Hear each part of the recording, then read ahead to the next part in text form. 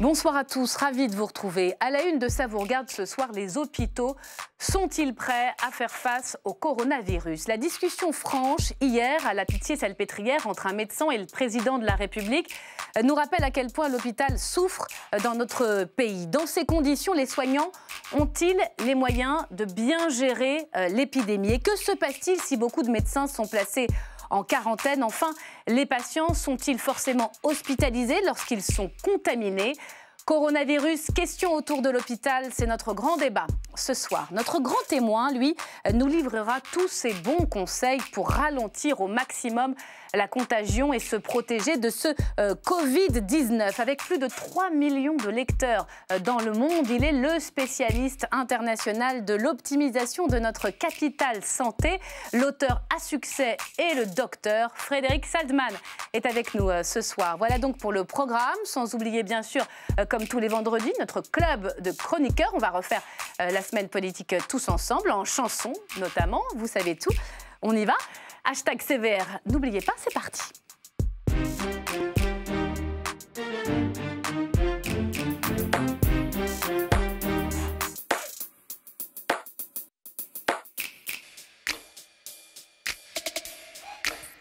Et bienvenue à vous, chers téléspectateurs. Merci d'avoir choisi LCP. Nos invités en plateau ce soir, Frédéric Saldman, bonsoir. Bonsoir. Et merci d'avoir accepté notre invitation. On n'est jamais mieux soigné que par soi-même. C'est le titre de votre dernier best-seller. C'est déjà un succès sur Amazon et en librairie. C'est chez Plon. C'est un petit manuel de médecine préventive personnelle, on peut dire ça comme ça, pour mieux maîtriser son poids, pour mieux dormir, pour rester jeune, pour garder une sexualité au top, on en dira un mot. Ce qui nous a intéressé évidemment ce soir, ce sont vos chapitres sur l'hygiène en ces temps de coronavirus, puisque vous connaissez aussi bien cette question de la propagation des épidémies. On en parle ce soir avec cette question en débat, les hôpitaux déjà en crise, sont-ils prêts à faire face à ce nouveau défi? Patrick Pelloux, bonsoir. Bonsoir. Vous êtes urgentiste, président de l'Association des médecins urgentistes de France. Et vous n'hésitez pas d'ailleurs à tirer la sonnette d'alarme, à la fois sur les difficultés de l'hôpital, mais sur les difficultés à venir pour l'hôpital, si, notamment en Île-de-France, l'épidémie se propageait. Anne Jonté, bonsoir et merci d'être avec nous. Vous êtes députée de La République En Marche des Français d'Asie, d'Océanie et d'Europe orientale, ancienne médecin, consultante en risque sanitaire et pandémique. Claude Rambaud, bienvenue. Vous êtes la vice-présidente de France Asso Santé. Vous représentez donc les patients, les usagers des services de santé dans notre pays. Enfin, Alex Taylor, bonsoir. Vous êtes avec nous ce soir pour nous dire, au fond, comment la presse mondiale, la presse européenne regarde ce virus. Mais celui qui va nous planter le décor, avant de vous laisser la parole, mesdames, messieurs, c'est Stéphane Blaskowski. Si j'ai bien compris, le coronavirus et l'hôpital, c'est une crise dans la crise. Tout de suite. Bonsoir à toutes et à tous. Bonsoir Stéphane. Installez-vous. Ah oui, si j'ai bien compris ce c'est soir. la fin de semaine, vous savez.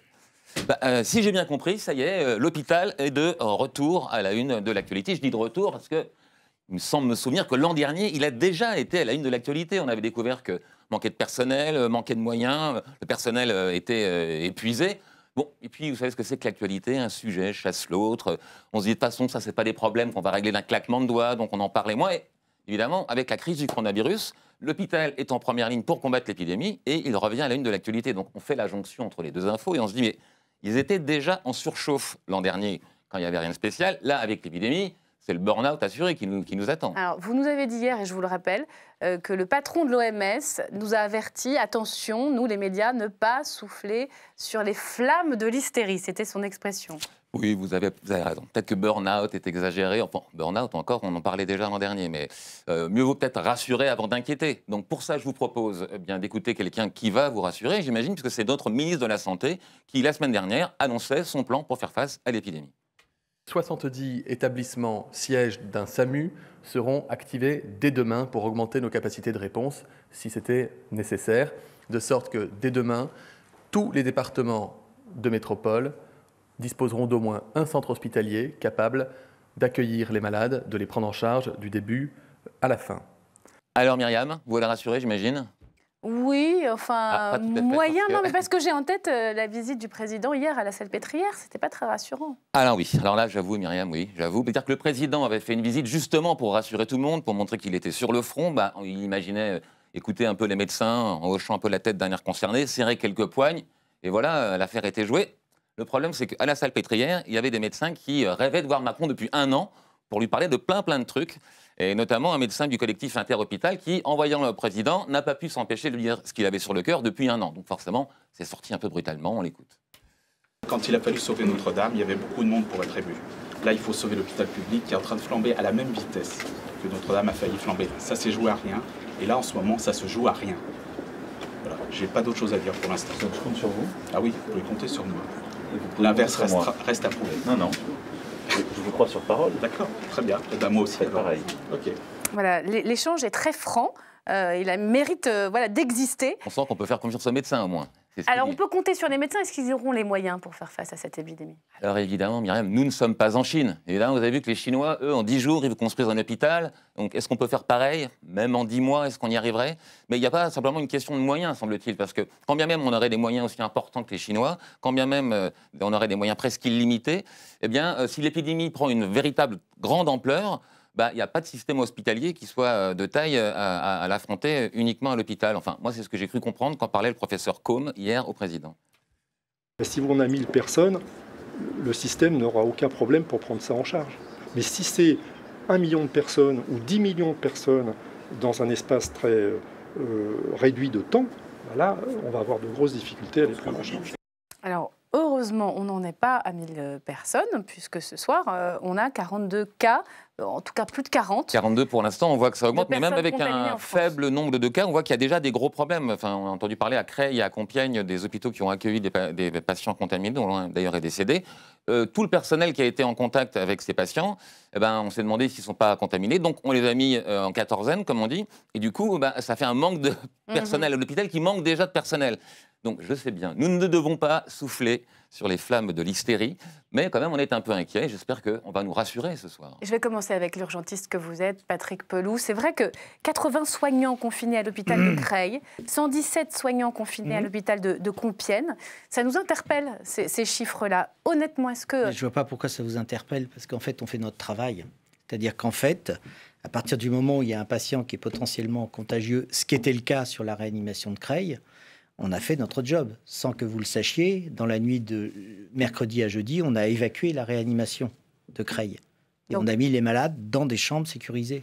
Donc ça Donc, veut dire... En fait, ça veut dire que là, je comprends tout à fait votre propos, mais on est tous dans le même bateau, là. C'est-à-dire qu'on suit une épidémie en temps réel. Donc on prend des décisions. Je ne suis pas devin, je ne sais pas ce que ça va donner la semaine prochaine. Mais une des conséquences à Creil, c'est que la salle de réanimation, par exemple, est fermée. Elle est fermée. Donc il y a un bassin de population qui... Faux, c'est faux. Je me demande, Justement, c'est la il faut question. qu'on arrive faux. à démêler le vrai du faux. C'est Allez-y. faux parce que vous avez le SAMU, d'accord, qui d'un coup régule et tous les malades potentiellement graves qu'il y a sur ce bassin et ce territoire sont pris en charge sur les autres réanimations qui sont sur le secteur. C'est ça le plan blanc Vous ne qui a pouvez été pas déclenché? Dire qu'il n'y a pas de je m'inquiète, réanimation. moi je ne Non, dis mais- rien, Si, on vous pose des le dites. questions. Non, mais c'est très sérieux parce qu'en Bah, fait, mais les tout gens à fait. nous regardent et la situation est vraiment très difficile, d'accord. Et vous ne pouvez pas d'un coup dire il n'y a plus de réanimation dans un secteur. C'est faux. Quand on vous pose, C'est pour quand ça vous que dites le truc, plan blanc on aussi s'inquiète, voilà. a été ouvert dans la région de Creil, dans l'Oise. S'il n'y a pas assez de médecins parce qu'ils sont en quarantaine, où il y a un manque d'effectifs, il se passe quoi? C'est Alors, je l'hôpital pense- d'à non, côté mais qui écoutez, prend le relais? Je pense qu'on a suffisamment de boulot avec le principe de réalité. On ne va pas en rajouter sur des hypothèses. Pour Donc l'instant, l'hôpital ce qui est public sûr, fait face pour l'instant à 100%. Pour l'instant, il y a les personnels ont été isolés, ils sont testés, d'accord, pour pas qu'ils transmettent à d'autres malades, et les malades ont été isolés et testés. Ce qui se passe, c'est que tous les malades maintenant qui sont dans les réanimations partout en France et qui présentent des détresses respiratoires aiguës ou des insuffisances cardiaques sont testés. Donc on a une vision grandeur nature à l'instant T. Je suis incapable de vous dire ce que ça va devenir. C'est ça, une épidémie. D'accord. Est-ce que vous pouvez nous expliquer parce qu'il y a plusieurs sujets. Il y a les sujets des urgences. On sait que, vous allez nous en parler, le service du 15 est débordé. Mais mettons d'abord le scénario en place. Vous avez des symptômes, vous avez de la fièvre, vous êtes repéré comme potentiellement susceptibles de l'avoir, vous appelez n'importe qui. Vous appelez le 15 et on vous considère comme quelqu'un qui est susceptible d'être emporté à l'hôpital. Il se passe quoi à ce moment-là? Il se passe qu'on les prend en charge. Vous avez des filières de dépistage qui ont été montées avec des parcours très particuliers pour pas que ces malades repassent par la case départ des urgences et de la salle d'attente. Et ils sont dépistés. Ils sont isolés. On a les résultats en quelques heures. Les tests sont faits sur place à l'hôpital, dans tous les hôpitaux. Il y a des tests partout. C'est ce que le ministre vient d'annoncer, là. Parce qu'au moment, c'était très évolutif, mais au niveau de la PHP, à Paris, tous les hôpitaux parisiens peuvent faire les tests. Ah, maintenant, oui. C'était pas le cas il y a quelques jours, maintenant c'est le cas. Et nous évoluons. Nous évoluons. Non, mais c'est des questions, justement, j'essaye de comprendre. On s'adapte. Votre question tout à l'heure, est-ce qu'on serait capable de construire un hôpital comme en Chine? La réponse, elle est non. Parce que la Chine, ils font ce qu'ils veulent, c'est non. Mais par contre, nous avons la possibilité de réactiver des hôpitaux qui ont été fermés. D'accord? Et notamment, il y en a un en plein milieu de Paris qui s'appelle l'Hôtel-Dieu, où les chambres, etc., bon, elles ne seront pas tellement bien peintes, ça c'est sûr, etc. Mais on a des capacités pour redynamiser. Est-ce qu'il n'y a pas un moment où, plutôt que de déplacer les patients à l'hôpital, en les gardant chez eux, on ne peut pas les soigner chez eux? Alors justement... Ça c'est... Actuellement, chaque jour, on définit une stratégie qui est évolutive. D'accord ? Pour l'instant, vous le rappeliez, les cas et les foyers qui naissent un petit peu partout en France, comme ça, qui arrivent, on les repère, on les isole, on voit et on surveille comment ça évolue. D'accord ? Donc pour l'instant, il n'y a pas à changer le scénario. Maintenant, moi, je ne suis pas adepte des scénarios de science-fiction, mais je sais bien que ça vous titille. Donc d'un coup, on serait sur un emballement. Comme a dit le professeur Cohn, on changerait, en fait. On dirait, voilà, on définit les patients qui sont malades, mais pas graves, ils restent chez eux. D'accord ? Ou sans facteur de comorbidité grave, comme les insuffisances respiratoires et cardiaques, d'accord ? Ou déficit immunitaire. Bon. Les autres seront pris en charge à l'hôpital, d'accord ? Et les cas les plus graves qui seront intubés, ventilés et qui n'iront pas bien seront mis dans les réanimations. D'accord. Donc, voilà. Donc ça se décidera quand? C'est les autorités qui le de l'évolution. Ok, donc ça veut dire qu'aujourd'hui, simple question, aujourd'hui, pour bien comprendre, tous les patients contaminés au coronavirus sont hospitalisés. À l'heure où on se parle là, aujourd'hui? Non. Pas forcément. Mais pas forcément. Il y a encore un tri. Pas forcément. On fait le tri sur la base de Pas forcément. De quoi? Mais on fait le tri en fonction de la gravité et au cas par cas. D'accord. Et cette décision-là, elle appartient au personnel hospitalier ou c'est sur place, dans l'hôpital qu'on décide? Nous avons tous les jours, nous recevons des algorithmes qui sont validés par la Direction générale de la santé et on les applique. Donc pour le moment, vous dites tout va très bien. À l'hôpital, on est soigné. Vous voulez... Tout va pas très bien. Vous dites c'est évolutif, mais à l'heure où on se parle, malgré la crise que traverse l'hôpital, pour l'instant, le sujet semble maîtrisé. Dans les heures qui viennent, je ne peux pas vous garantir qu'il n'y ait pas un foyer qui apparaisse à Nice, d'accord ? Ou qu'il n'y ait pas un foyer qui apparaisse ailleurs ou dans le Nord, etc. Là, on cherche vraiment avec beaucoup d'intérêt pourquoi ces cas sont apparus à Creil.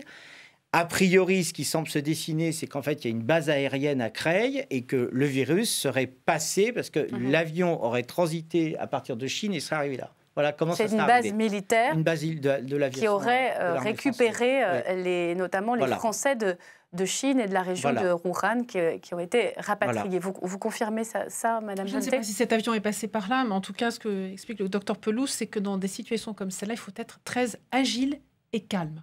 Voilà, on reçoit les algorithmes, on les applique.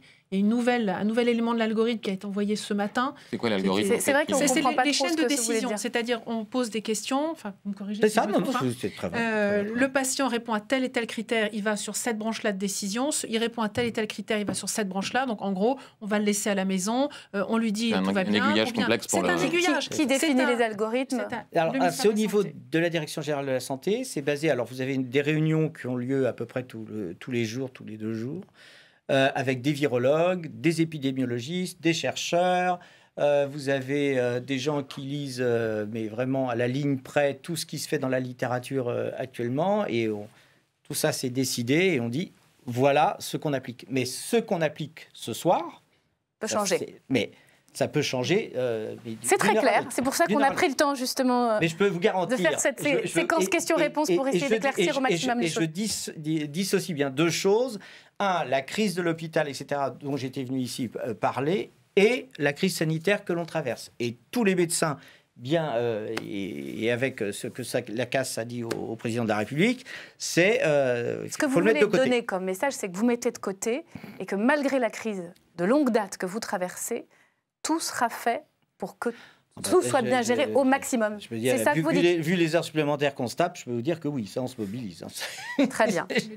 Claude Rambaud, pour présenter les usagers, 138 hôpitaux désignés pour recevoir les malades, 200 millions de masques supplémentaires. Ça, c'est le dispositif qui a été annoncé par le Premier ministre, par le ministre de la Santé. Vous avez confiance dans notre système de santé dans cette période ? Écoutez, comme a dit M. Paulu tout à l'heure, on ne sait absolument pas ce qui va se passer. Donc, on va voir au jour le jour et s'adapter. La confiance, elle doit s'établir sur une forme de transparence, déjà. Donc, est-ce qu'on a les outils pour ça ? Ça, c'est une question. On ne sait pas forcément tout ce qui se passe.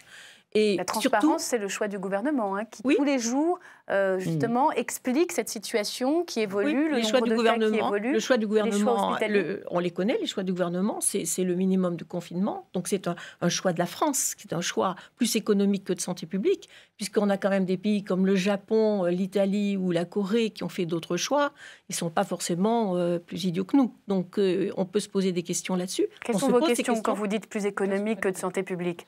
Vous soupçonnez quoi, précisément ? Le confinement a forcément une portée économique importante.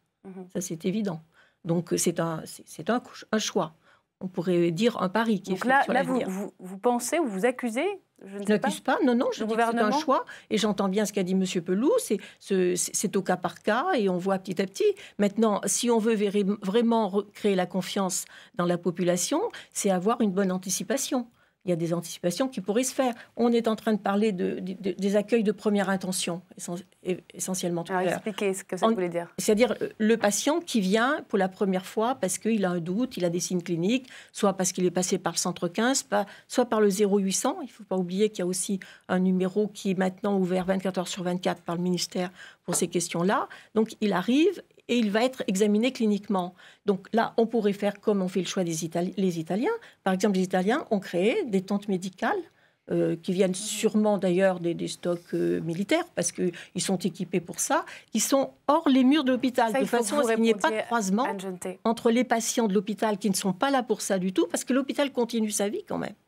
Et les patients qui viennent, qui peuvent être positifs. Non, pas du tout. Sur la question du confinement, vous envisagez de confiner des quartiers entiers? Peut-être pas tout, mais je pense qu'au moins, vous voyez, par exemple, on a un exemple. On va parler concret. Sur Creil et sur Compiègne, ils ont demandé un confinement pour les personnels qui avaient été en contact ou qui potentiellement pourraient être en contact. On pourrait aussi confiner les enfants. On sait que les enfants sont une population bien particulière là-dedans, parce qu'on ne peut pas gérer le lavage de mains, on ne peut pas gérer les ports de masques, on ne peut pas gérer un certain nombre de choses. Ce sont des éléments essentiels. Regardez le Japon, ils ont fermé leurs écoles ce matin. C'est le modèle japonais. Milan aussi. Milan, ils ne sont pas particulièrement exposés, ils ont aussi pris cette décision. Donc voilà, il y a peut-être de l'anticipation qui pourrait forcer un petit peu. Là encore, il faut faire de la pédagogie. Vous allez répondre sur les choix de santé, parce qu'il y a des inquiétudes et les associations les relèvent. Frédéric Salman, qu'est-ce qu'on sait sur les enfants ? Parce qu'on peut lire ici ou là que ce virus, les enfants, ils résistent très bien. Pour l'instant, il n'y a pas de cas d'enfant. Aucun cas d'enfant. Aucun cas d'enfant atteint. C'est important. Aucun cas recensé, ce qui est une bonne nouvelle, puisqu'on n'a rien de ce côté-là. Donc ça veut dire que fermer les écoles, ça ne servirait pas. Si, ils peuvent porter. Il y a une chose, et là, je rejoins mon collègue, il y a des choses qu'on ne sait pas. C'est un navigage à vue. On ne sait pas du tout. Si demain, il y a des enfants, tout est possible. Pour l'instant, il n'y en a pas. Et tant mieux. Anne Genetet, qu'est-ce que vous répondez aux associations ? Il y a des questions qui se posent. Au fond, jusqu'où le principe de précaution, c'est cette question-là ? Alors, je crois surtout qu'il est difficile de comparer un pays à un autre. Chacun a sa culture et son contexte dans lequel le virus est apparu. Et que ce qui s'est passé au Japon ou en Corée, par exemple, en Corée, c'était une église, une forme d'église, de mouvement religieux dans lequel c'est apparu en premier. Donc, on n'est pas dans le même contexte. Et je crois qu'il est important dans ces moments-là Dr Pelloux l'a rappelé, les réunions interministérielles qui ont lieu, le point qui a lieu tous les jours, les experts qui sont présents là-dedans, il faut absolument faire confiance. Vous n'imaginez quand même pas vous comprenez que quand seconde, vous nous dites la culture explique les choix de santé sûr, publique, c'est quand même particulier. On se dit, la santé, c'est la santé. Ça m'intéresse de vous entendre là-dessus. On est dans quelque chose de nouveau. On ne parle pas d'une varicelle, d'une rougeole ou d'une grippe saisonnière qu'on sait parfaitement avoir étudié depuis longtemps. On est dans quelque chose de nouveau qui, chaque jour, fait qu'aujourd'hui, ce que nous savons sera peut-être balayé demain. Mais pour il faut être infiniment humble face à ça. Très simplement, pourquoi, après tout, entre les Italiens et les Français, c'est l'Europe, c'est à peu près la même culture, ils décident de confiner le nord de l'Italie, la Vénétie, la Lombardie. Pourquoi la ville de Creil ne l'est pas? Pourquoi on ne le fait pas? Alors d'abord, sur l'Italie. En fait, c'est un système de santé différent du nôtre. D'accord, qui a été malmené par les époques de Berlusconi, quand Berlusconi a fait des coupes sombres sur l'hôpital public, sur la santé publique, etc. Donc l'Italie, c'est un pays, c'est un de nos amis, c'est à la frontière de la France, etc. Mais c'est d'autres cultures. Leur choix a été un choix à l'emporte-pièce, à mon avis. D'un coup, ils ont été débordés. Ils savent pertinemment que justement, ils ont tout un système de santé publique qui est très défaillant. Vous avez près de 60 millions de personnes qui passent aux urgences chaque année, tellement c'est difficile de se soigner là-bas. On en a pas mal aussi. C'est terrible. Non, mais nous, on est à 21 millions. Donc, oui. C'est déjà... donc, voilà, c'est des systèmes différents. Et en effet, ils ont pris des décisions parce qu'en effet, comme disait madame, en fait, la population a besoin d'être assurée. D'accord ? Donc, entre dire qu'on met un système quasiment sur mesure, comme on a choisi en France, en disant, voilà, on va cibler, on voit au jour le jour, et un système qui est beaucoup plus visible, mais qui, en fait... On n'est même pas sûr que ça donne quelque chose, le confinement, parce que confiner des gens, c'est bien joli comme mot, mais ça veut dire que vous enfermez des gens, vous les faites manger comment? Ils boivent comment ils se soignent? Alors, vous voyez, au-delà du truc économique, c'est très compliqué. Ce qui fait que la police italienne est en train de courir après ceux qui veulent se tirer de la quarantaine, parce qu'ils en ont ras-le-bol, et parce que la vie devient très difficile. Donc d'un coup, il faut modéliser autre chose. Et ces cultures-là, c'est encore différent en Asie, bien sûr. Sur le plan symbolique, les villes en quarantaine, on n'a pas connu ça. Moi, dans ma carrière de médecin, j'ai jamais entendu. En 1350, il y a la peste noire. Là, on met des villes en quarantaine. Ça démarre en Chine, puis en Italie, puis en France. 30 à 50% de la population mondiale va disparaître. Donc, effectivement, la notion de quarantaine... C'est pas efficace. Remet, à un moment donné, fait très peur. C'est très peur, c'est la peste. C'est la peste. Pour prendre les archétypes, c'est que d'un seul coup, il y a une angoisse mondiale colossale, mais simplement la symbolique italienne des villes en quarantaine, on se dit, mais bon sang, c'est la peste noire qui revient. Ça fait... mais je comprends tout à fait l'inquiétude de entre mettre madame. une ville en quarantaine ou regarder sur les populations qui sont... qu'est-ce qu'on fait alors à Creil? Il ne faudrait pas... Alors, à Creil... Voilà. Je dis simplement, voilà, dans des groupes... Voilà, mais comme vous dites, tous les groupes, tous ceux qui étaient à risque ou qui étaient en contact avec les malades de la réanimation ont tous été dépistés, sont tous surveillés, sont tous isolés. Je préfère le mot isolement que quarantaine, parce que ça veut... Confinement, vous n'aimez pas non plus. Voilà, ils sont isolés chez eux, ils portent un masque, etc. Et tout le monde est surveillé. Voilà. Mais culturellement, c'est intéressant parce que j'ai remarqué, madame, tout à l'heure, vous avez refusé de serrer la main. Oui. Donc c'est quelque chose qui m'interpelle parce qu'en Grand-Bretagne, on ne serre pas la main. On ne peut pas prêcher ça. Le ministre le premier nous en parle et puis nous pas l'appliquer. On dit toujours... Alors Frédéric Salman, il a des choses à vous dire sur la transmission des microbes. C'est très simple. Pasteur ne serrait jamais la main des gens. Exactement. Effectivement, quand en France, il y a la gastroentérite, la moitié du pays se retrouve sur le pot parce qu'il y a une personne sur deux qui sort des toilettes sans se laver les mains et qui serre la main de l'autre.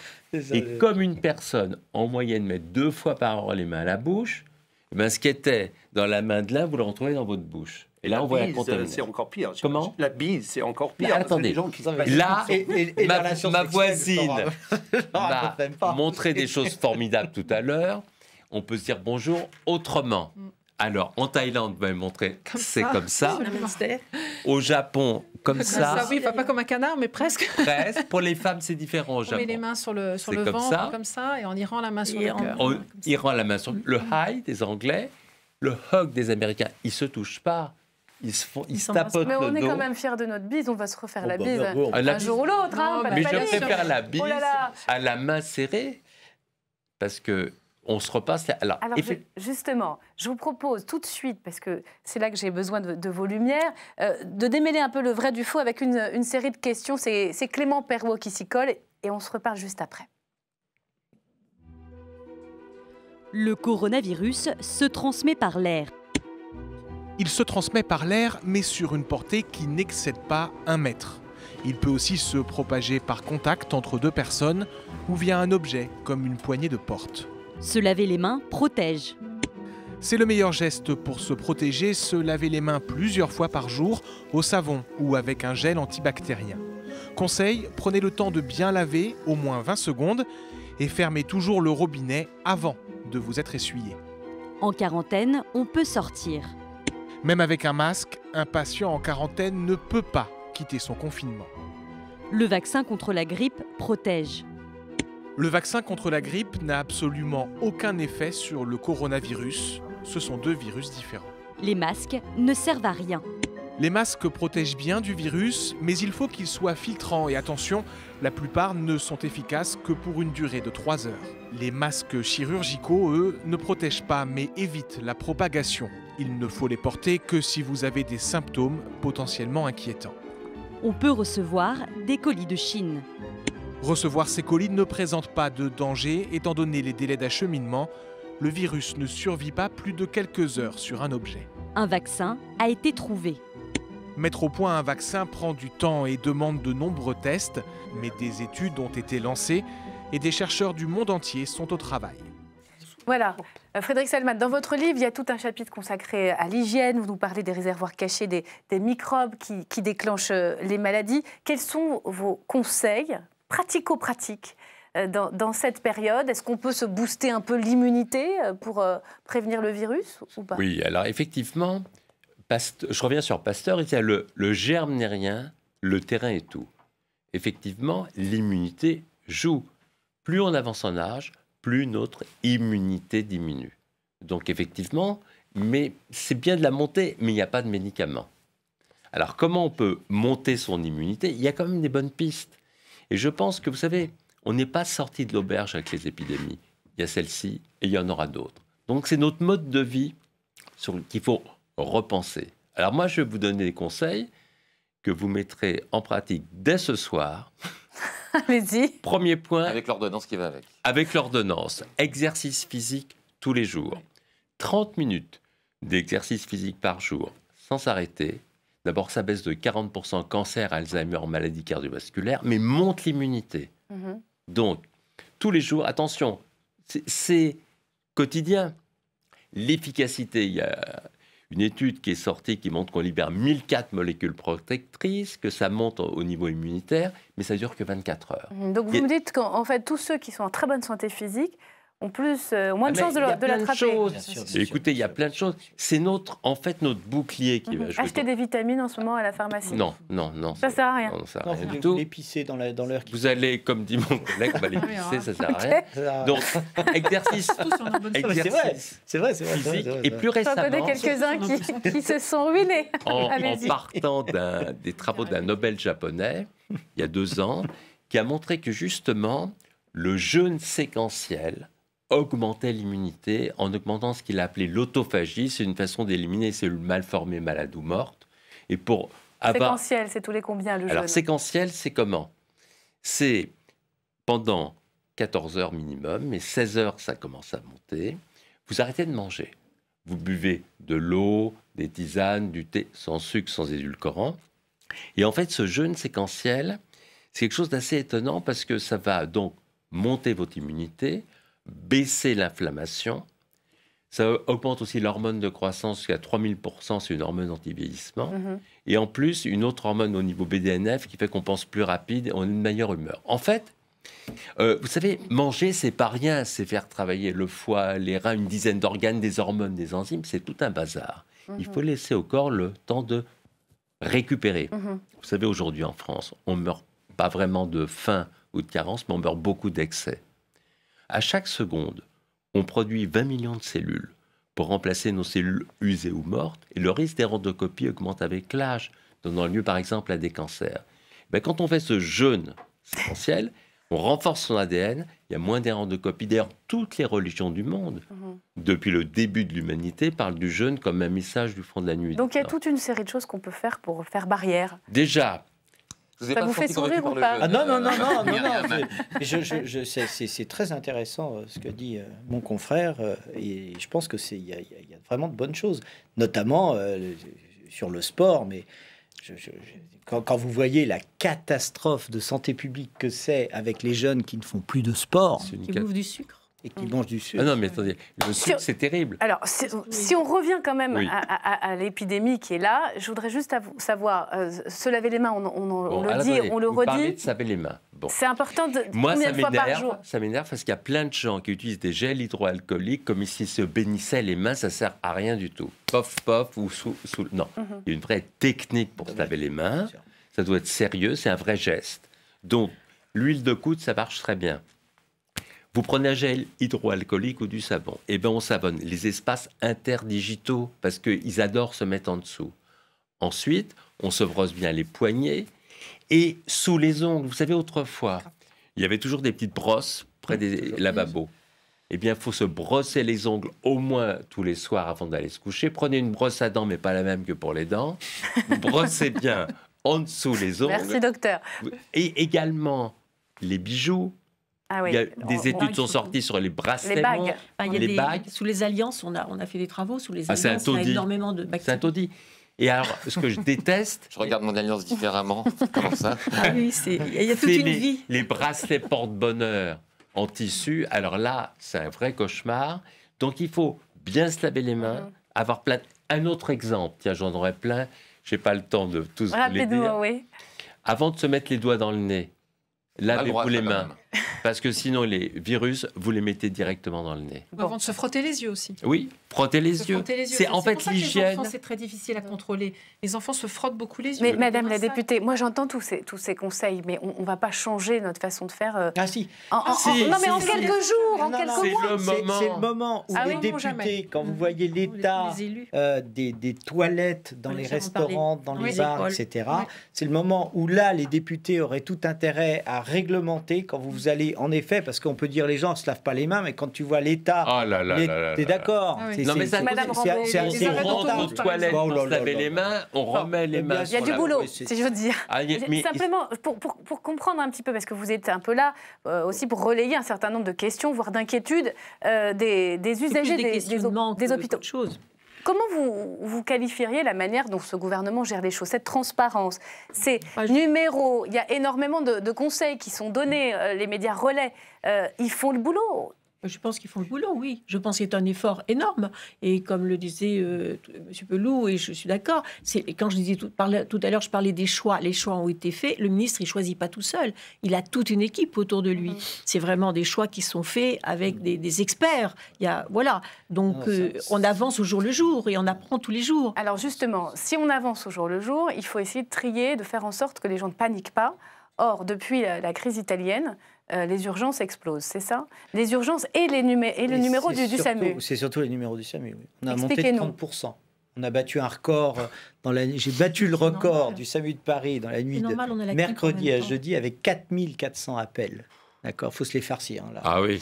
Et alors le problème qu'il y a, c'est qu'en fait tout le monde appelle et vous avez les gens qui sont mis en attente sur le disque d'appel. Ce qui nous affole, nous, c'est que quand vous avez 26 appels en attente. Dans les 26 appels, ça se trouve, il y a, comme disait madame, un infarctus, une embolie pulmonaire, un polytraumatisé, une agression. Donc on peut passer à côté quand on filme. Et voilà, alors le problème qu'il y a, si tu veux, c'est que tu vas prendre quelqu'un au téléphone qui va te raconter sa vie forcément formidable et qu'il est un peu enrhumé et qu'il a mangé une pizza italienne et peut-être qu'il a eu le coronavirus et pendant ce temps-là, tu as l'infarctus qui attend. Et donc, c'est pour ça qu'on aurait pu imaginer un numéro spécial. Mais ils l'ont fait, c'est le 0800, je sais plus. 130 000. Voilà. Ils l'ont lancé. Donc, ça, c'est pas un numéro d'information, c'est aussi un numéro d'information, mais c'est déjà un premier niveau. C'est un premier niveau. Mais vous n'avez pas de médecin au téléphone. C'est des gens qui appliquent, là, qui ont été formés, qui peuvent rebasculer après sur le 15, évidemment. Mais il y a, s'il s'agit de rassurer les gens quand ils vous appellent... plutôt au 0800 dans un premier temps. Oui, parce elle est là, et la personne au téléphone vous dira, écoutez, puisque vous avez 38,5 des frissons et que vous toussez, appelez donc le 15. Il vaut mieux le faire dans ce sens-là plutôt que d'appeler le 15 parce qu'on a un corps au pied. Enfin, mais j'aimerais vous entendre, Patrick Pelloux, pour revenir à notre débat avant d'écouter Alex. Il y a quand même cette crise qui est là de l'hôpital depuis un bon moment. Dans quel état d'esprit ils abordent cette épidémie-là? Vous avez dit on ne va pas regarder sur nos heures sup, mais quand il y a un problème d'effectif à l'hôpital, comment on fait mais tout est là. Retrouver chère madame, ne serait-ce que le moral. C'est une question très juste et vraiment importante. Je vais vous prendre un autre exemple. Quand il y a eu l'attentat du 13 novembre 2015, d'accord, les attentats commencent vers 20h30, 21h, d'accord, sans qu'on demande à aucun membre du personnel de revenir, tout le monde est revenu travailler. On a rouvert 80 blocs opératoires, équipe complète. Vous n'avez pas un système au monde qui est capable d'avoir un truc comme ça. Et on a sauvé toutes les personnes qui étaient rendues. D'accord ? Bon. En fait, quand il y a une crise, vous avez ce personnel qui est vaillant dans son ensemble, qu'on a vu interpeller le président de la République, qui est présent et qui est là. Donc vous pouvez avoir confiance dans le personnel. C'est le même phénomène parce que on se souvient dans Paris. Et bien sûr, et puis moi, je le vois au SAMU de Paris. Là, tout le monde, on a repris des plages horaires de travail, déjà qu'on n'en peut plus, mais allez, on a tout repris. Le seul truc que moi je souhaiterais, parce que c'est pas l'heure de la polémique, il faut vraiment défendre le pays qui est en quelque sorte attaqué par le virus. Donc il faut qu'on soit tous d'accord.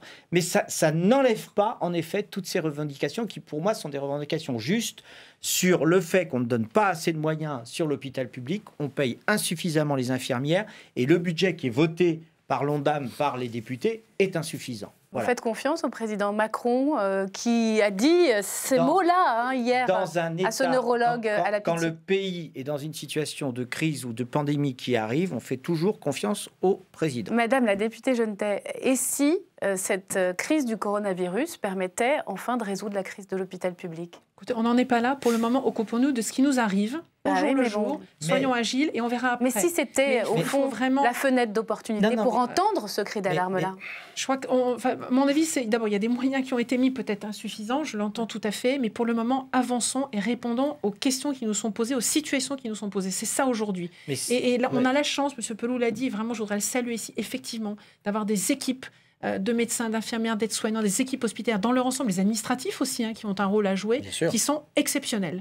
Il faut le dire, vraiment en France, c'est exceptionnel. Alors moi qui vis à l'étranger, qui suis confrontée à d'autres systèmes de santé, je peux vous confirmer qu'on a un système exceptionnel. D'ailleurs, je crois qu'il a été salué par l'Organisation mondiale de la santé, comme l'un des meilleurs au monde, je crois, après les États-Unis. Et vraiment, il faut le souligner. C'est vrai et il faut lui faire confiance. Vous êtes rassurée, Madame Rambaud? Oui, je voudrais renchérir ce qu'a dit M. Pelloux, c'est-à-dire que non seulement il y a les professionnels qui sont en activité, qui sont prêts à revenir de nos coups de main, mais il y a aussi des volontaires qui sont plus en activité pour des raisons diverses, qui sont prêts à venir renforcer les équipes au cas où il y ait de l'épuisement professionnel et de l'exclusion parce que, justement, contamination. Vous avez parfaitement raison, madame. En effet, il y a des médecins retraités par des associations qui viennent aider. C'est très précieux aussi. Parce que bien souvent, ils ont une humanité que des fois, quand on est le nez dans le guidon, on a un peu oublié. D'accord. Deuxièmement, je profite de votre remarque pour saluer le travail qui sont faits et la mobilisation qui est faite par les associations de secouristes type Croix-Rouge, Protection Civile, Ordre de Malte, etc.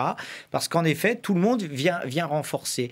Mais si vous voulez, pour faire suite à ce que vous dites, Madame la députée, c'est qu'il ne faut pas que le politique... Là, on va jouer la partie, on est tous dans le même sens, on travaille, etc. Il n'y a pas de problème, on est solidaires, on est tous derrière le chef, etc. D'accord. Il ne faut pas l'oublier après. Ah non, c'est-à-dire qu'après, il ne faut pas nous la jouer. Non, mais vous savez, ce qui compte le plus, c'est l'économie. Parce que quand on vous dit qu'on manque de lits, qu'on manque de moyens, j'étais hier soir pour éviter la fermeture de l'hôpital de Dourdan en Essonne, qui est un hôpital de proximité, etc. Voilà, c'est là où on vous attend. C'est là où on a besoin de dire, oui, vous avez raison, on a un très bon système, vous vous mobilisez quand le pays souffre, eh bien, vous l'entendez. L'appel, il est passé et vous avez, au fond, intérêt à être au rendez-vous. Je ne suis pas aux affaires sociales, mais j'ai bien entendu, je l'entends suffisamment de la part de mes collègues et je ne manquerai pas de le relayer une fois de plus. Il ne fait jamais mauvais effet de le relayer de nombreuses fois. On va sortir un tout petit peu de l'hexagone. On le dit, on le répète, l'épidémie, on peut dire le mot, voire pandémie, elle est devenue mondiale. Donc regardez cette carte, c'est quasiment l'ensemble de la planète planète qui est touchée, à différents degrés, bien sûr. Dans les pays qui sont en jaune tout très clair, il y a moins de 100 cas, parfois à peine une dizaine. Au-delà de 5000 cas, vous le voyez en rouge, évidemment, il y a la Chine, 79 000 cas, avec déjà près de 3 000 morts. Le coronavirus, Alex, il fait évidemment la une de toute la presse mondiale, en tout cas européenne. Comment elle traite cette presse, ce virus, cette maladie, cette épidémie? Alors, depuis 2 jours, c'est clair et net, c'est la panique. Et c'est surtout en Europe, chacun pour soi. C'est à se demander pourquoi une espèce d'entité continentale, genre, je ne sais pas moi, une Union européenne, ce serait génial qui pourrait s'occuper de ça. Mais regardez l'Italie, le pays le plus touché en Europe. Il y a un débat justement en ce moment sur la transparence. Vous voyez donc la une de la Stampa. Est-ce qu'il faut publier les données tout de suite ou est-ce que ça donne lieu à des fake news? Mais il y a aussi des papiers un peu plus surréalistes, par exemple aujourd'hui sur la magie du silence de Venise, donc avec des images jamais vues sur la place Saint-Marc, avec 60% en moins de touristes et de recettes. Ah ben j'y vais. Les Suisses viennent ce matin d'interdire le salon de l'auto. C'est un truc énorme en termes d'économie, donc pas de salon de l'auto. Pas de salon de l'horlogerie au mois d'avril non plus, ça a été décidé.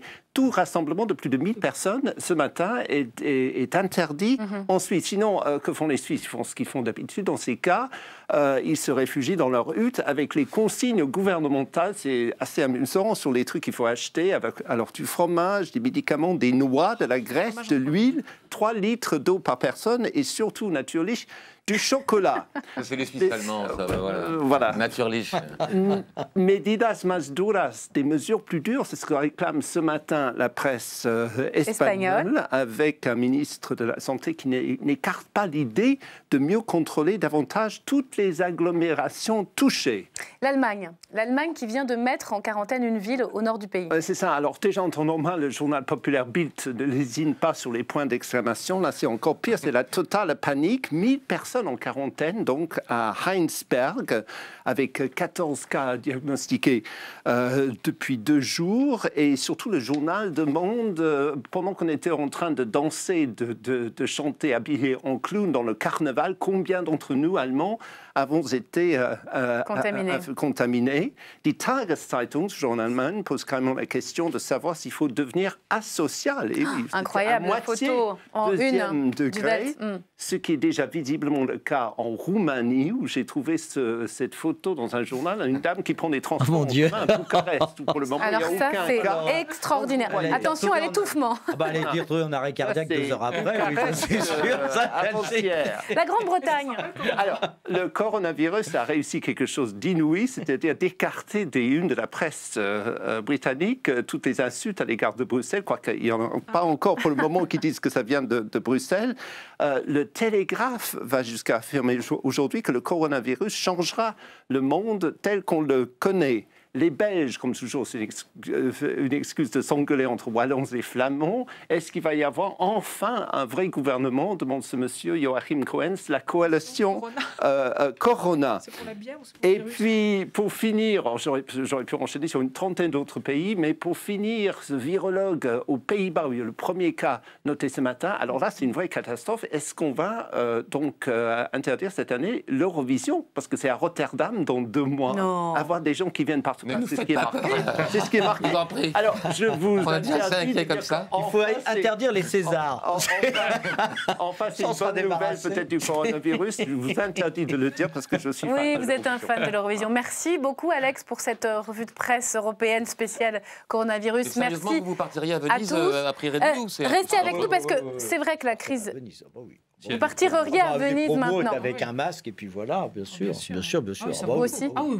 Sans problème. Vous iriez à Venise demain. C'est le seul souci que j'aurais. Attention parce que ça va un petit peu dans ma circonscription. En contradiction des c'est pas du tout parce que j'ai peur. peur, c'est parce que si je reviens, on va me demander de rester 14 jours chez moi. Et ça, j'en ai pas du tout envie. Bon, allez.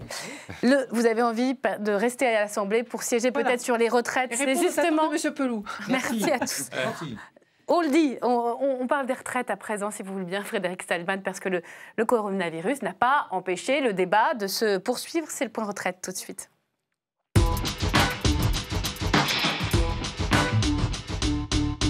Et c'est un point retraite avec Stéphanie Despierres qui nous rejoint dans un instant, avec un échange qui a marqué les discussions dans l'hémicycle hier soir. Regardez. Au total, il nous reste 30 700 amendements.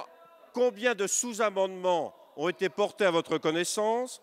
Et est-ce que la proposition de loi que nous allons examiner dans quelques moments va encore retarder nos travaux? Ça fait 3 jours que ça dure. Vous devriez au moins changer l'horaire. Une fois passé 23 heures, ça démarre, la machine se met en route. Et comme il faut continuer à créditer la thèse d'un 49.3, eh bien on commence les injonctions. Monsieur le Président, au secours, dites-nous où nous en sommes. Bon, clairement, ça suffit. Réactualiser un peu la stratégie. Coach Legendre, entre le marquage en défense, les attaques du numéro 10, Monsieur Cazeneuve, et à 23 heures, le démarrage des rappels au règlement sur le thème de l'obstruction parlementaire, je vous suggère une petite réactualisation de votre stratégie. Voilà, petite réactualisation de vos stratégies, on va en parler de cet échange, mais je salue l'arrivée de nos joyeux chroniqueurs du vendredi, Géraldine Wössner, du quotidien du magazine Le Point, Bertrand Dical, qui va nous faire chanter ces chansons qui font l'actu de France Info, et Camille Saferis, vous allez découvrir les députés autrement, vous allez le voir, j'en suis sûre, Frédéric Salman. Cette séquence, de quoi s'agit-il? C'est drôle. C'est drôle, c'est un échange. La France Insoumise accuse en fait La République En Marche de l'accuser en permanence d'obstruction. Donc c'était la réponse du berger à la bergère. Alors hier soir, Stéphanie, nous nous sommes laissés à l'article 2 du débat sur les retraites. Et qu'est-ce que j'apprends ce soir? On en est à l'article 7. Mais il avance ce débat en fait. Il ne faut jamais désespérer, Myriam. On en est donc à l'article 7. Bon, rassurez-vous, il en reste 65 et encore 30 000 amendements. Mais les députés débattent des militaires, des régimes spéciaux, des fonctionnaires. Il y a les discussions de fond, des accélérations et évidemment des temps morts. L'opposition et la majorité reprennent régulièrement leur valse à 2 temps. La France Insoumise et les communistes cherchent à ralentir les débats. La République En Marche dénonce l'obstruction, c'est ce qu'on voyait dans l'extrait. Hier, les communistes ont dégainé une nouvelle arme de procédure. Allez hop, 25 minutes à ne pas parler du projet de loi en lui-même. Mais la France Insoumise et les communistes prennent soin d'alterner les coups de tension à base de procédure et les vraies questions de fond, car ils ne veulent pas porter le chapeau en cas de 49.3. Oui, ça, on le sait, c'est la bataille de l'opinion qui se joue sur ce 49.3. Rassurez-moi, les Insoumis, ils ont pas cessé de se faire entendre, même s'il y a de la stratégie, ils continuent l'obstruction. Bien sûr qu'ils continuent. Ce matin, ils ont fait 3 rappels au règlement d'affilée, 3 en moins d'1 heure. Alors c'était en fait une passe d'armes très politique. La France Insoumise n'était pas convaincue par les justifications de Jacques Maire. Alors Jacques Maire, c'est ce député de la majorité qui est rapporteur d'une partie du projet de loi. Jusqu'en 2012, il a travaillé pour l'assureur AXA. Il a d'ailleurs toujours des actions à hauteur de 400 000 €, des parts qu'il avait mentionnées dans sa déclaration de patrimoine, mais depuis le début des discussions, les Insoumis l'accusent de conflit d'intérêts. Ils estiment que la réforme des retraites va favoriser l'épargne individuelle, donc les assureurs, donc le portefeuille du rapporteur. Alors Jacques Maire a demandé l'avis de la sage de l'Assemblée, la déontologue, et ce matin, il a lu sa réponse dans l'hémicycle. On va l'écouter. Y a-t-il un conflit d'intérêts avec ma fonction de rapporteur? Sa réponse est clairement non.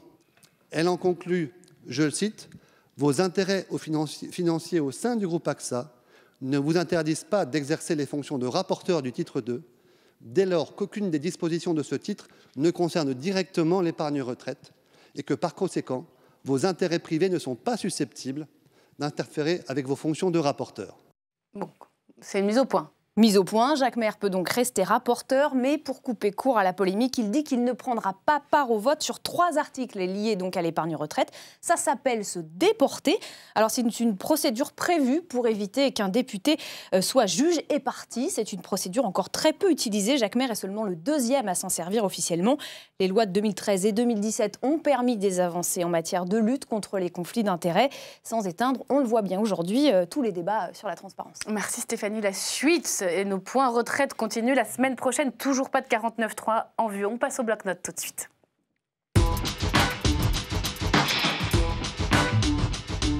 Frédéric Salman, je suis sûre que vous allez adorer nos chroniqueurs du vendredi. C'est Géraldine Wössner qui commence avec le Salon de l'Agriculture. Vous avez passé la semaine complète et ce grand débat national lancé à cette occasion, un débat sur l'avenir de la PAC. de la politique agricole commune. Oui, ça vous manquait, hein, un grand débat national avec site internet, des réunions publiques. 140 citoyens vont être tirés au sort pour dessiner la stratégie agricole du pays. C'est un vrai challenge. Il a été lancé cette semaine par la présentatrice Karine Lemarchand, très populaire, L'amour est dans le pré, vous connaissez. Et attention, il va y avoir une opération inédite. C'est la première fois qu'on va interroger les Français sur l'agriculture française. Vos points de vue sur l'écologie, la maltraitance animale, la place de l'agriculture biologique en France. Les enjeux écologiques sont énormes, donc il faut aussi qu'on fasse entendre nos voix. Je ne sais pas si on va être entendu, mais au moins on aura essayé. Bon, alors là, on ne parle pas vraiment de la PAC, de la politique. Non, mais c'est bien le problème et c'est ce qui a ulcéré les agriculteurs que j'ai croisés au salon cette semaine. Ils ne comprennent pas à quoi va servir ce débat, sinon à mieux comprendre les attentes de la société. Mais enfin, on les connaît déjà. La société, elle veut moins de pesticides, moins de souffrance animale, des jolis paysages, que tout le monde soit bien payé. Ça, on le veut tous.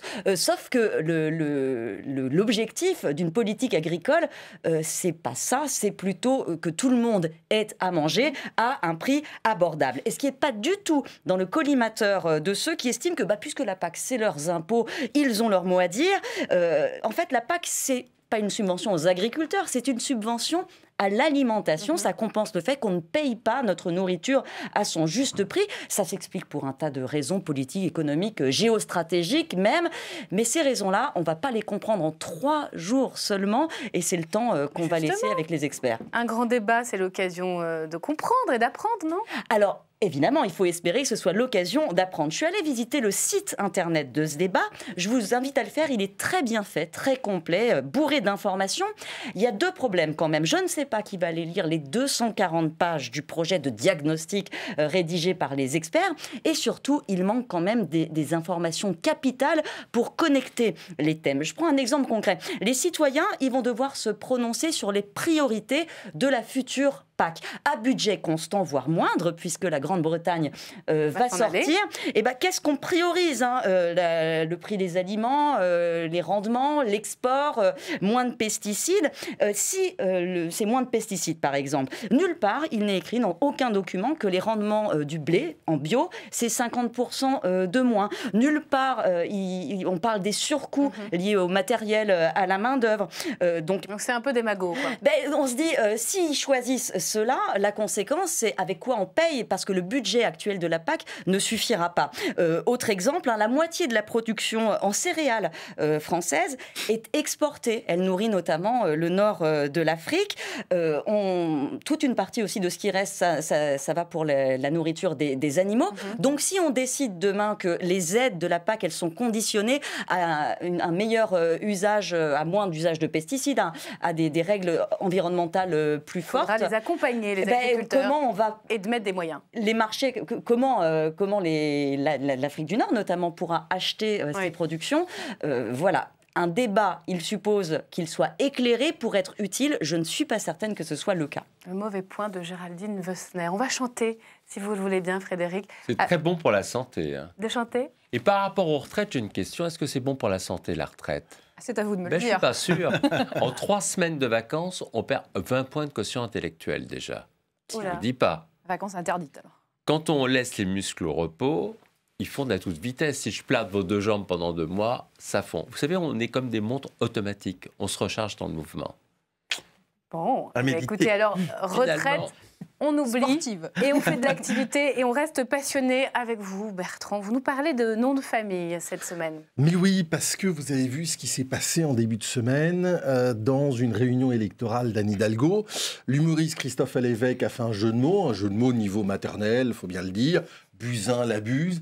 Agnès Buzyn doit être poursuivie par ce jeu de mots depuis sa petite enfance. Sûrement. Néanmoins, ça n'a pas provoqué un vrai scandale, mais plutôt beaucoup de gêne de tous les côtés, y compris dans le camp de la maire de Paris. Parce que se moquer du nom d'un responsable politique, c'est quand même quelque chose qu'on ne fait pas, surtout pas au micro, surtout pas quand on est proche de l'oreille du responsable politique en question ou de ses partisans, donc en public, parce qu'on risque une réplique symétrique, parce qu'il n'y a à peu près aucun nom en France, aucun nom patronymique qui ne puisse être victime d'un calembour. C'est sûr. Ouais. J'en sais quelque chose. Nous, on va aller boire en kawa. Oh merci, non, pas merci. vous, Camille. On vous l'a fait. Allez, Incroyable. on se concentre. Et c'est pour ça que c'est quand même rare dans la chanson et dans la culture populaire qu'on s'amuse avec le nom d'un responsable politique. Mais Myriam, vous êtes certainement bien trop jeune, mais surtout trop éloignée de la culture de l'ultra-gauche pour connaître une des rares exceptions à ce principe-là. Cela date de 1972. Écoutez. Il règne sur la France une sublime transparence. Pompille que dalle. C'est Jean Jonas. Vous nous l'avez fait connaître il y a quelques semaines. Oui, vous avez bonne mémoire. Jean Jonas, c'était un militant de la Fédération anarchiste en même temps qu'il était chanteur de variété. Et en 72, Georges Pompidou est président de la République et il fait cette chanson Pompille que dalle, qui est une chanson qui attaque Pompidou, l'homme, le système, la Ve République, la France, les Français, tout ça, mais c'est une exception dans la chanson. Parce que dans la chanson, quand on s'amuse avec le nom de famille de quelqu'un, c'est pour en faire un usage positif. Le calembour n'est pas un calembour, il n'attaque pas, c'est un trône. Et on a un exemple, évidemment, avec France Gall, sur un texte admiratif et habile de Michel Berger.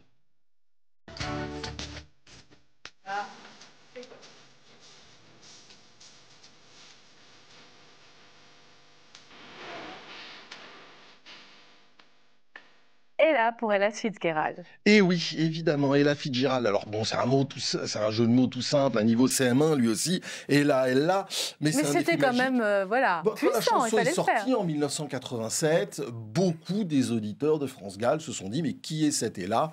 Mais c'est Ella Fitzgerald. Ils ont acheté une compilation, ils ont découvert l'œuvre d'une des plus grandes voix de l'histoire du jazz et c'est pour ça, finalement, que de temps en temps, les calembours sont intéressants. Mais en général, jouer avec les noms de famille, c'est quand même à la première personne que ça se fait le mieux. C'est là que c'est le plus facile, le plus admis, mais aussi le plus efficace. Écoutez.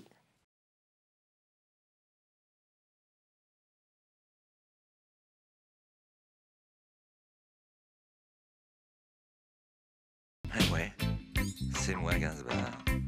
Comme il y a eu Gainsbourg et Gainsbar, il y a le Renaud et le Renard.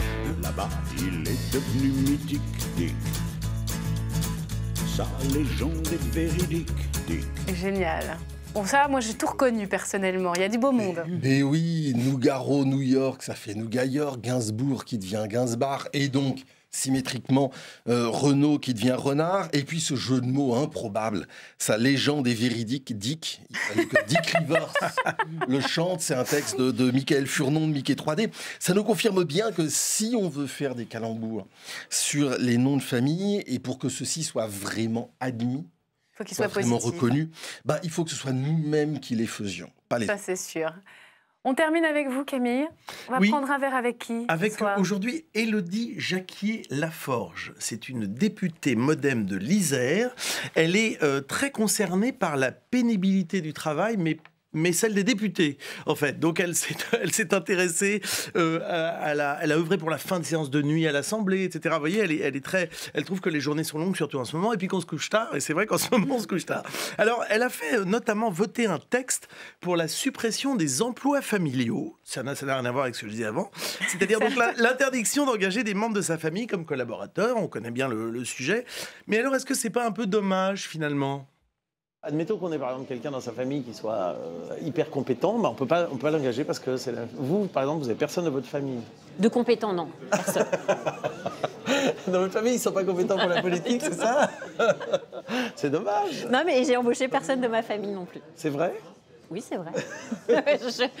Dans les yeux. Attention, dans les yeux, vous pouvez me le dire. Ah oui. Si vous allez sur le site de l'Assemblée, vous avez le nom de mes collaborateurs. Donc, même si, on joue pas à ça. On joue pas à ça. Ou alors, faudrait pas être très.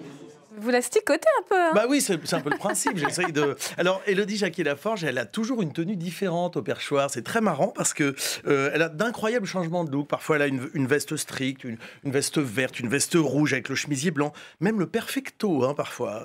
Et alors, on se demande finalement si elle n'est pas un peu une sorte de Barbie députée. Je pense que vous ne me regardez pas assez.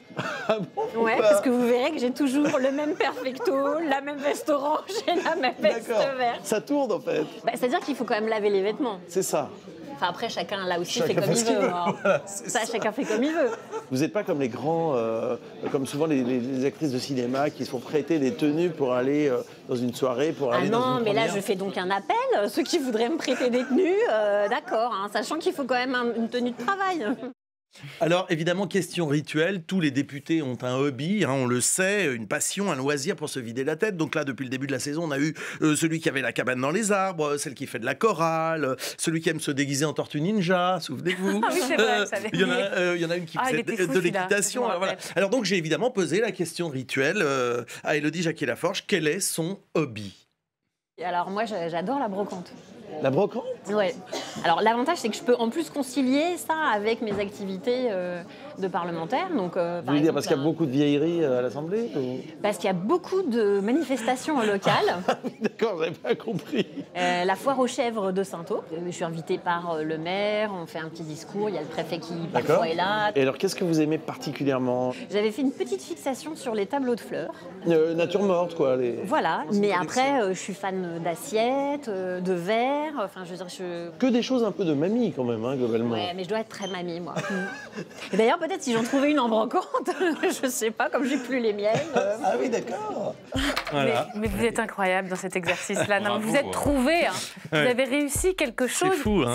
Il fallait attendre cette émission. Mais bravo, oui, Camille. Mais voilà. C'est de la psychanalyse. Un ça petit va peu. très vite. Un peu, il y a quelque chose de ça. Merci beaucoup, Frédéric Salman, d'être venu sur le plateau d'LCP. Je rappelle le titre de votre... On n'est jamais mieux soigné que par soi-même. Quel titre en ces temps de coronavirus. Merci les amis. À vendredi prochain, c'est le week-end. Profitez bien.